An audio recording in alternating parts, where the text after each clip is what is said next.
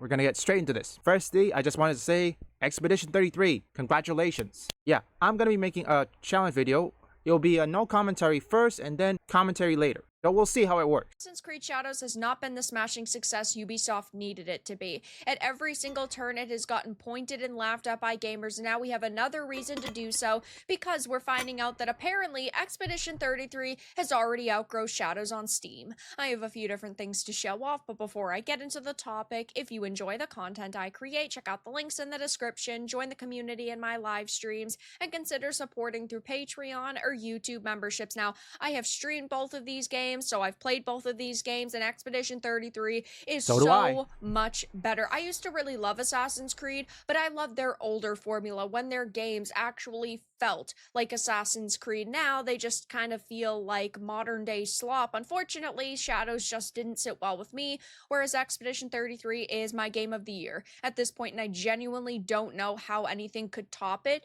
in 2025, but we're finding out that apparently gamers have spoken with their wallets yet again, because Expedition 33 has seemingly outgrossed Assassin's Creed Shadows' total 6-week Steam revenue in its second weekend, despite costing $20 less. Now, I love seeing AA and indie studios thriving. I love to see them doing phenomenally, and this is a case of that happening. Assassin's Creed Shadows has 2 hours worth of credits, thousands of people that ended up touching this game, whether they were developers and producers or consultants or other studios that came in to help. Like, we are talking about thousands of people who ended up affecting this game, whereas Expedition 33 was a handful of people. Ex-Ubisoft developers who were bored of their jobs, apparently, and just were passionate about video games and wanted to create a really good experience for everybody to enjoy, which is absolutely phenomenal. I think this is how it works. This is just a conspiracy theory. I believe that Ubisoft director, well, whoever he is, oh wait, ex-Ubisoft. I think maybe this person who creates Expedition 33, he must have known, he must have an idea, and he submitted to his boss, but he say, no thank you, we have other things, that thing can be pushed to the side. And he was like, okay. I think he'd been trying to pitch his idea to the boss. I could probably imagine it failed multiple times, because we all know Ubisoft is greedy. They say, screw it, I'm leaving, I'm doing my own. And right after he left, Ubisoft thought he'll be fine, and they just laugh at it. The real question is, who's laughing now? This person who makes Expedition 33 is probably laughing his way to the bank. Cha-ching! Absolutely phenomenal to see.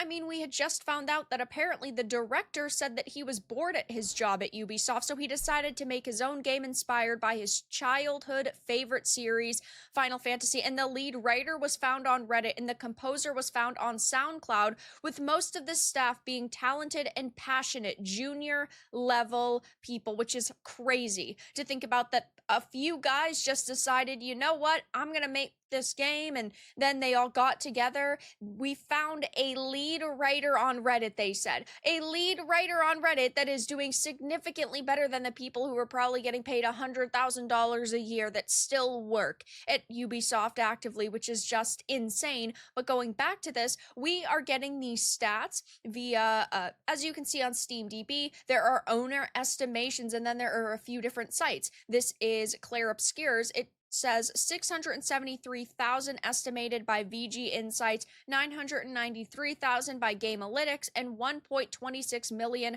by PlayTracker. If we go on over to Assassin's Creed Shadows, the owner's estimations are much more grim. 583,000 by Gamealytics, 594,000 by VG Insights, and 653,000 by PlayTracker. Of course, we do not know if these numbers are 100% accurate. Take it with a grain of salt, but their estimates are usually pretty good. And when it comes to Assassin's Creed Shadows, if you haven't been following the news, Ubisoft has been boasting about how many players they've engaged, that they've engaged over 3 million players by this point. But you have to consider that Ubisoft Plus subscriptions are a part of that number. And even with Clair Obscur's, Game Pass is part of those numbers, so it just goes to show that Game Pass Day 1 titles can still sell copies independently aside from the subscription service, which obviously developers need to happen, but this entire narrative of, oh, games that go onto subscription services and Game Pass Day 1 do significantly worse has been shattered by Expedition 33. Now, look, I'm not a subscription person myself.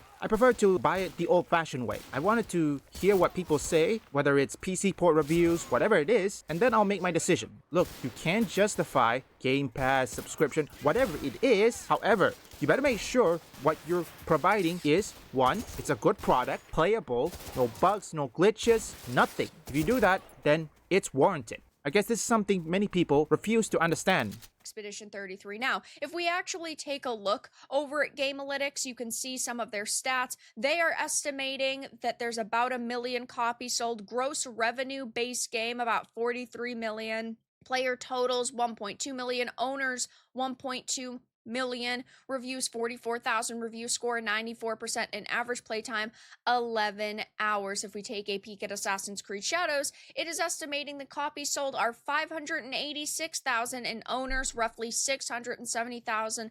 Reviews, 20K. So the reviews are already on Steam, half of Clair Obscur's, which, I mean, definitely speaks for itself. But even if we take a look at the player counts, they paint a very different picture. You would think that Ubisoft, a company that put hundreds of millions of dollars into this game, would be able to muster up decent numbers for their title, but that's not necessarily the case because the all-time peak 2 months ago at launch was 64,825. Of course, with single-player games, people play them, they finish them, and then they move on. Every single-player game is going to drop at some point, but they come back when there's DLC launched or new content. We know that they are doing that for Shadows. I don't think that's going to bring a lot of people back, but regardless, right now it's sitting at 6,235. But that is true. Single player always does that. Look, I played Resident Evil 4 Remake about at least 72 hours. I've unlocked practically everything, well, minus the separate ways. I'm not usually one to play separate ways on anything, whether it's the original or remake. I prefer Leon because I like, well, his suit and also Ashley's suit of armor. That's what I like. And yes, I like the Tommy gun. And I think I prefer the box magazine, not the drum magazine. It's 102,000 players right now, and the all-time peak was actually yesterday at 145 and 63 players. And interestingly enough, a week after release, it had hit another all-time peak, which typically doesn't happen. Usually all-time peaks for games are launch day or launch weekend, but this has, exceeded all expectations and done as good as it possibly could have in every way, shape, and form. And the fact that this game costs $20 less than Shadows just speaks for itself. That, of course, when you have a lower price for something, more people are apt to purchase it. Now that the video game industry is trying to go to $80 as the standard, I think that we are going to see less sales overall with video games.